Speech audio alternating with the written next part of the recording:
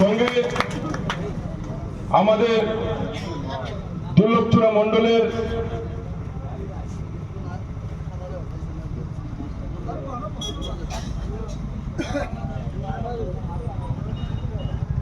পক্ষ থেকে আজকের যে যোগদান সভা, আমি আপনাদের সবাইকে আগামী 11 তারিখ পবিত্র ঈদের দিনের শুভেচ্ছা এবং শুভকামনা রাখি।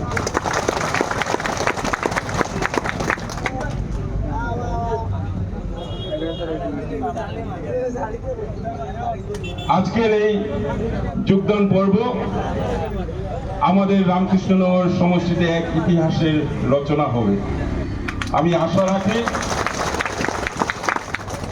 আপনাদের এই উপস্থিতি, আমাদের দল ভারতীয় জনতা পার্টি, এবং আপনারা সবাই জানেন আগামী 26 এপ্রিল লোকসভা ইলেকশন আমাদের সমষ্টি করিমগঞ্জ লোকসভা সমষ্টিতে হতে যাচ্ছে।